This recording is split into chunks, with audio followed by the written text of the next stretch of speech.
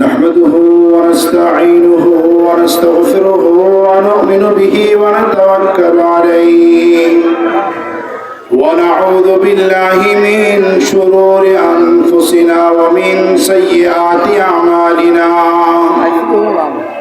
من يهده الله فلا مضل له ومن يضلله فلا هادي له ونشهد أن لا إله إلا الله وحده لا شريك له ونشهد أن سيدنا وسندنا وحبيبنا ومولانا محمدا عبده ورسوله أرسله بالحق بشيرا ونذيرا وداعيا إلى الله بإذنه وسراجا وقمرا منيرا أما بعد فأعوذ بالله من الشيطان الرجيم بسم الله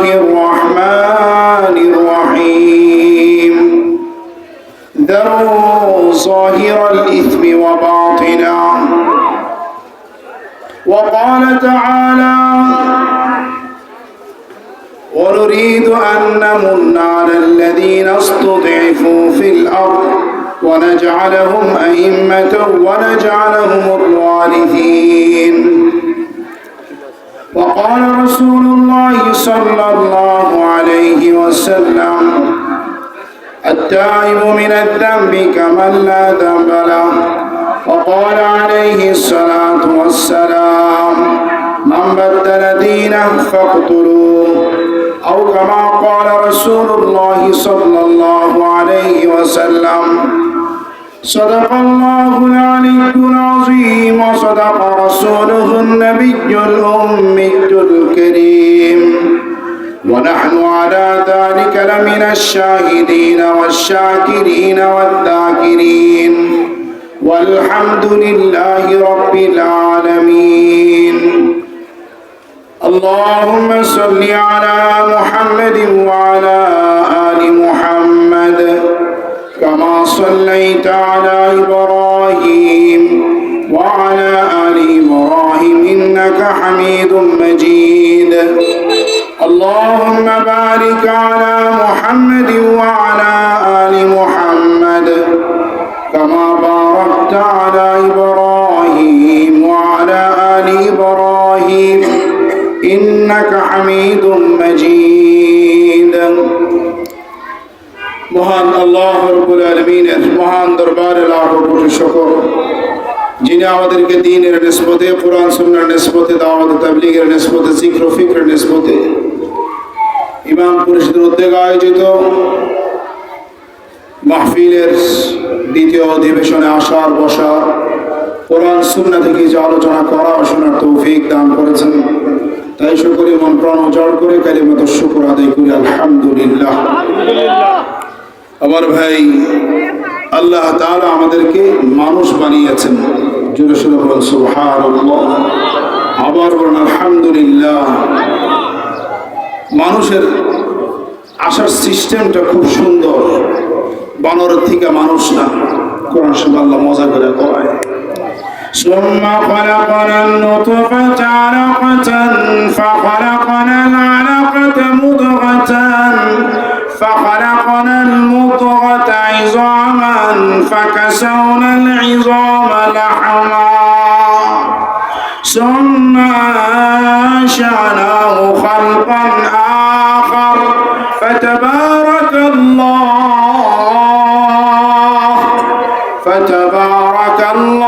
أحسن الخالقين।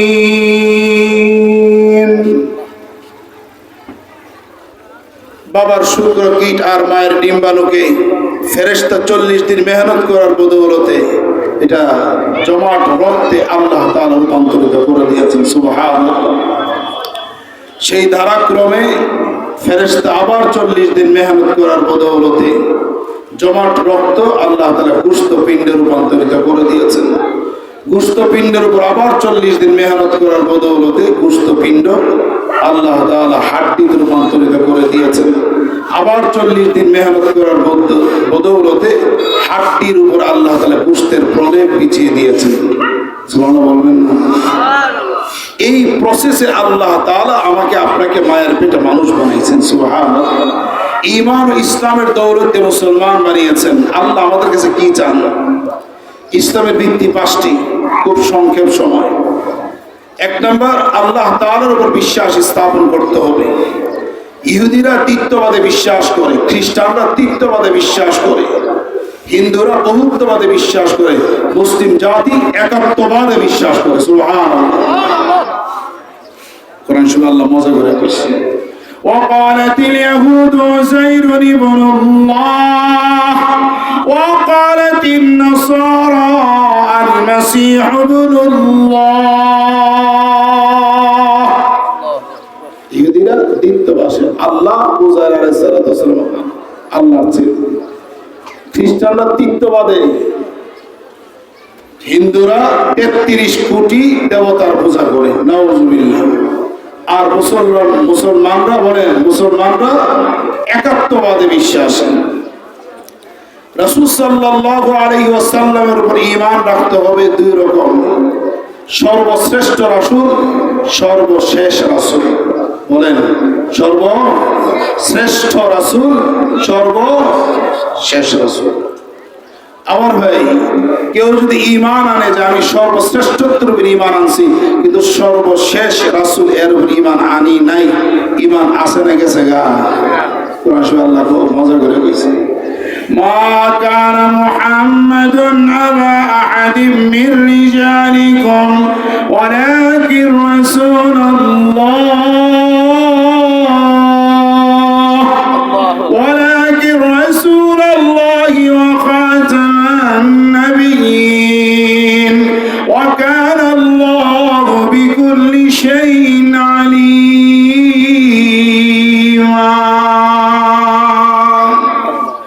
সর্বশ্রেষ্ঠ রাসূল, সর্বশেষ রাসূল, সর্বশেষ নবী। আমাদের নবীর পরে কোন নবী আসবে না, আমাদের নবীর পরে কোন নবী হবে না। লা নবিয়্যা বাদি, এর অর্থ কি? লা নবুওয়াত বাদি, আমাদের নবীর পরে কোন নবী নাই। আমার ভাই, গোলাম মোহাম্মদ কাদির অনুসারী যারা আছে তারা বলে সর্বশ্রেষ্ঠ মানি, কিন্তু সর্বশেষ তোমাদের নবী না, সর্বশেষ হলো গোলাম মোহাম্মদ কাদিয়ানী। আরো আসতে গো নাউযুবিল্লাহ, জোরে সোরে নাউযুবিল্লাহ। ও মুসলমান, মুসলমানরা সব কিছু মানতে রাজি।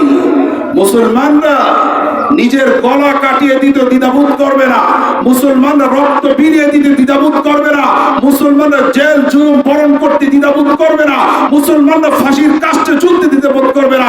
কিন্তু আকরামদার তাজদার মদিনা মুহাম্মদুর রাসূলুল্লাহ সাল্লাল্লাহু আলাইহি ওয়াসাল্লামের খতমে নবুয়তের উপর যদি কেউ আক্রমণ করে, কারা কারা রক্ত দেওয়ার জন্য প্রস্তুত আছে? হাত তুলে দেখা। নারে তাকবীর, আল্লাহু আকবার, নারে তাকবীর, আল্লাহু আকবার। মুফতি সাইফুজ্জামান সাহেব জিন্দাবাদ, আল্লামা সাইফুজ্জামান সাহেব জিন্দাবাদ। বাংলাদেশে আগের কথা সবাই ভুলে যাইতে, কথা কয় না, আগে বহুত খেলামেলা হয়েছে, সব ভুলে যাইতে।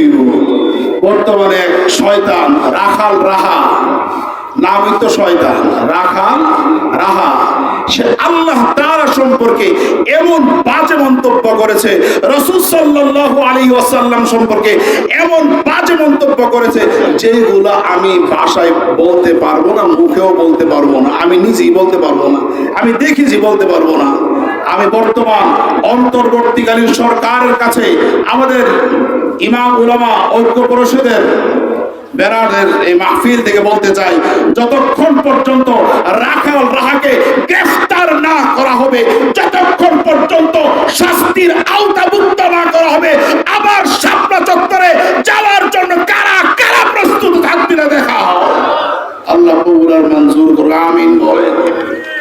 2 নাম্বার কথা, ইমাম পরিষদের মাহফিল। 2 নাম্বার কথা, সবাই খুব শর্ট। ইসলামী রাষ্ট্র যদি হইতো আমাদের তো চিৎকার চেঁচামেচি করার দরকার ছিল না। ইসলামী রাষ্ট্র দেওয়ার না, কিন্তু সামনে ইসলামী রাষ্ট্র গঠনের একটা সুযোগ আসতেছে, কথা হয় না? সময় থাকলে বলতাম, ইসলামী রাষ্ট্র হইলে প্রত্যেকটা নাগরিক 6 ধরনের সুবিধা পাইব। সুবহানাল্লাহ কয় না? আমরা এত রক্ত ধরো দরকার ছিল না, ওলামা একদম বুঝাইতে বুঝাইতে বুঝাইতে জেলখানা পর্যন্ত চলে গেছে, বুঝাইতে বুঝাইতে ফাঁসির রশি পর্যন্ত গলায় দিতে হয়েছে। কেন? এটা আসমানি চাপ আছে বিধায়। আগে সরকার যারা ছিল তারা কইতে, হুজুর সবকিছু বলা যায় কোনকে, ও চাপ আছে। আমরাও বলি, আমাদের হুজুর আল্লাহ মাওলানা মুফতি ফজলুল আমিনী নওয়ারাল্লাহু তাআলা মারকাদা চমৎকার করে বলতেন, আরে তোমাদের উপর কিসের চাপ আছে? আমাদের উপর তো আসমান ওয়ালার পক্ষ থেকে চাপ আছে। এই জন্য কোন ইমাম, কোন উলামা, কোন খতিব, কোন মুহাদ্দিস, কোন মুফাসসির বসে থাকতে পারে না। ঠিক না বেশি? কিসের চাপ আছে বলেন? কিসের চাপ আছে? আসমান ওয়ালার পক্ষ থেকে চাপ আছে। তোমার দুনিয়ার চাপ ওসি, ডিসি, এসপি, এর থেকে আর কি, এমপি, মন্ত্রী, প্রধানমন্ত্রী, রাষ্ট্রপতি, তাদের চাপ। কিন্তু উলামায়ে কেরামদের উপর কিসের চাপ বলেন না? সূরা বলেন, উলামায়ে কেরামদের উপর আসমানি চাপ আছে বিধায় উলামায়ে কেরাম বাতিলদের এই সমস্ত কথা সহ্য করতে পারে না, আসমানি চাপ থাকার কারণে। আমার ভাই হযরত মূসা আলাইহিস সালাতু ওয়াস সালাম, ভালো করে বুঝছেন, সময় খুব শর্ট, যতগুলো হাদিস কইছি কইতাম না। মূসা আলাইহিস সালাতু ওয়াস সালাম এক বেটার সামনে দিয়ে যাইতেছে, দেখছে সে লোক বলতেছিল, আল্লাহ তোমার যদি পাইতাম তোমার চুলটি আশ্রয় দিতাম, শরীয়ত বিরোধী কথা। তোমার যদি পাইতাম তোমার আঙ্গুলটা টাইনা টাইনা দিতাম, তোমার যদি পাইতাম তোমার দাড়িটা আশ্রয় দিতাম, শরীয়ত বিরোধী কথা। মূসা আলাইহিস সালাম শরীয়তের নবী, দিছে ধমক, ওই পাগলটা মারছে দৌড়। আল্লাহ তাআলা ওহী নাযিল করছেন। মাওলানা রুমি মজা করে কইছে, ওহী আমদ সুয়ে মূসা আজ খোদা বন্দায়ে মারা চরা কর দি জুদা, বন্দায়ে মারা চরা কর দে জুদা, তু বরায়ে وصل کردن آمدی نبرائے فصل کردن آمدی نبرائے فصل کردن آمدی। মূসা আমি তোমাকে দুনিয়ার মধ্যে এই জন্য পাঠাই নাই, আমার আল্লাহ ভোলা বান্দার সাথে আমার সম্পর্ক ছিন্ন করে দিবা, এই জন্য মূসা আমি তোমাকে দুনিয়ার মধ্যে পাঠাই নাই। মূসা আমি তোমাকে দুনিয়ার মধ্যে পাঠাইছি আল্লাহ ভোলা বান্দার সাথে আমি আল্লাহর সম্পর্ক জুড়ে দেওয়ার জন্য। মূসা আমি তোমাকে আল্লাহ দুনিয়ার মধ্যে পাঠাইছি। ঠিক না বেটি? ঠিক তেমনি ভাবে নবীদের যেই কাজ ছিল উলামাদেরও সেই কাজ। আল্লাহ বুলা বান্দার সাথে আল্লাহর সম্পর্ক জুড়ে দেওয়ার জন্য আল্লাহ তাআলা যুগে যুগে নবী পাঠাইছেন। নবীর ধারা শেষ হয়ে গিয়েছে, এখন সেই দায়িত্ব পালন করবে উলামায়ে কেরাম। ঠিক না বেটি? হাদিসের মধ্যে নবী মজা করে কইছে, قال رسول الله صلى الله عليه وسلم قال رسول الله صلى الله عليه وسلم العلماء ورثة الأنبياء وإن الأنبياء لم يورثوا دينارا ولا درهما وإنما ورثوا العلم فمن أخذه أخذ بحظ وافر أو كما قال رسول الله صلى الله عليه وسلم। আল্লাহ রাসূল বলেন, সমস্ত উলামারা সমস্ত নবীদের ওয়ারিস। মানে কি? মানে হলো নবীদের যে কাজ ছিল, নবীদের অবর্তমানে উলামারা সেই কাজ পালন করবে।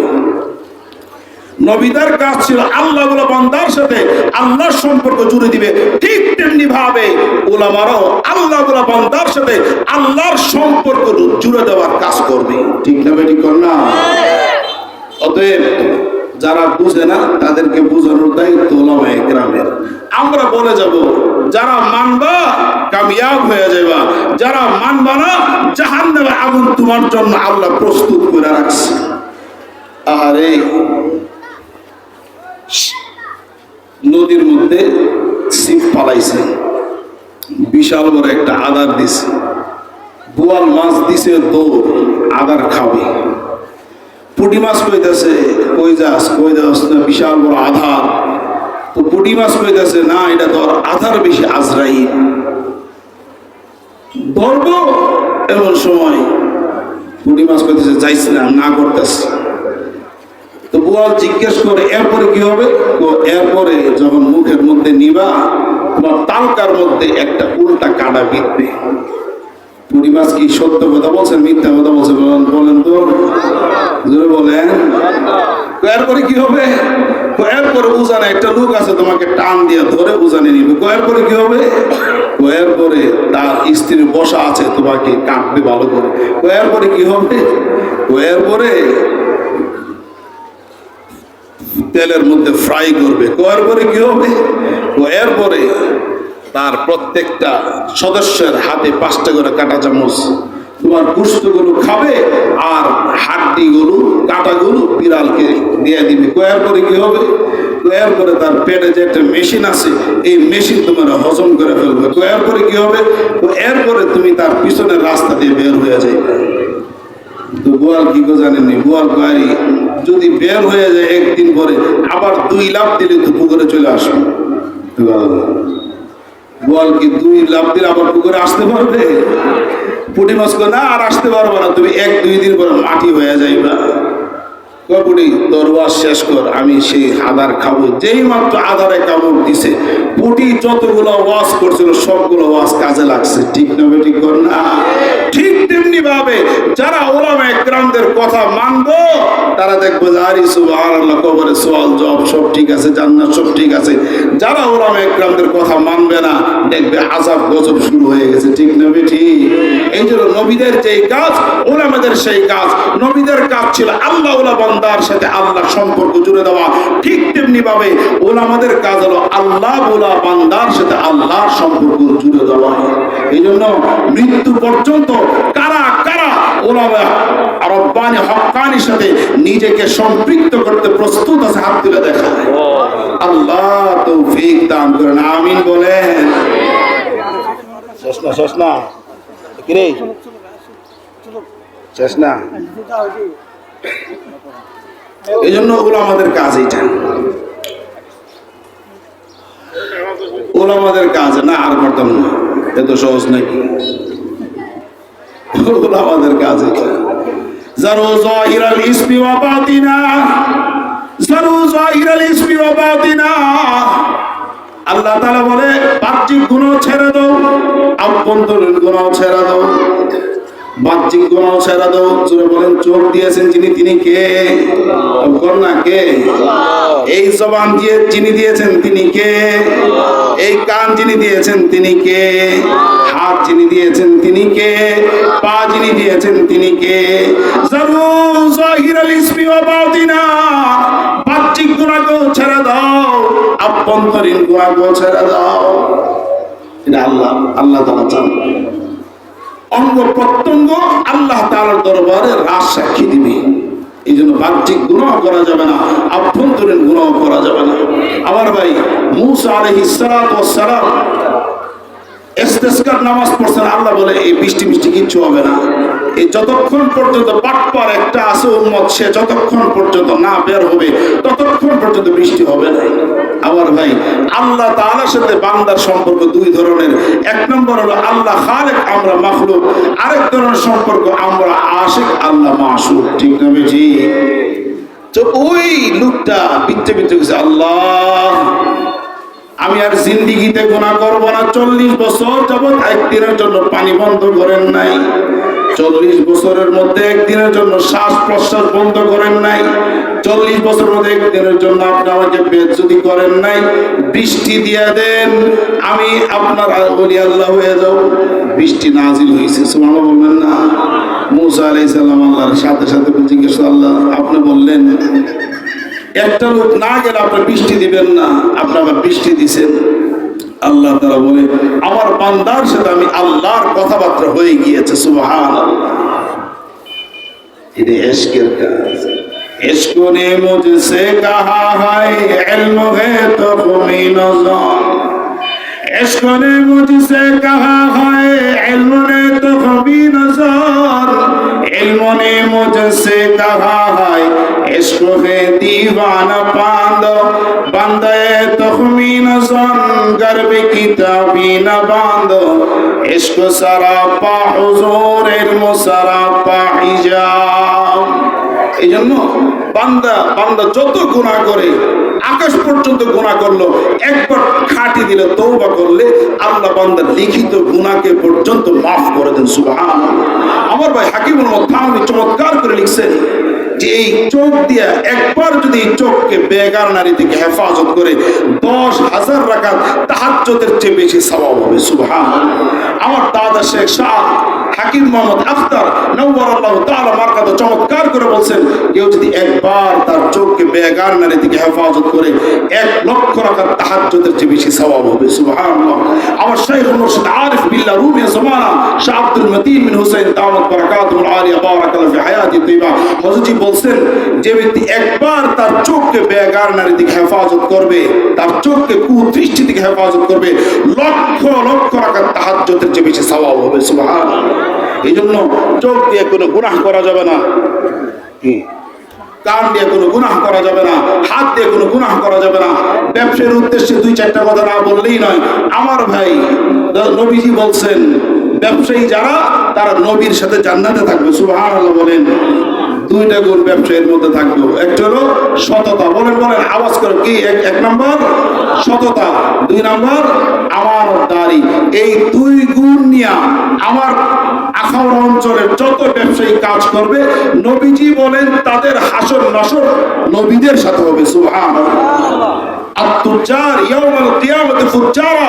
আর যে ব্যবসার মধ্যে 2 গুণ পাওয়া যাবে না তাদের হাসর নাসর হবে পাপিষ্ঠদের সাথে। পাপিষ্ঠ জাহান্নামী, ওই ব্যবসায়ী জাহান্নামী। আর এই 2 গুণের সাথে যেই ব্যবসায়ী ব্যবসা করবে ওই ব্যবসায়ী নবীরা যেরকম জান্নাতি ব্যবসায়ীরও জান্নাতি। আল্লাহ যেই কথাগুলো বললাম আমাদের সকলকে আল্লাহ আমল করার তৌফিক দান করেন। ওয়া আখিরু দাওয়ানা আলহামদুলিল্লাহি রাব্বিল আলামিন ওয়া মা আলাইনা ইল্লাল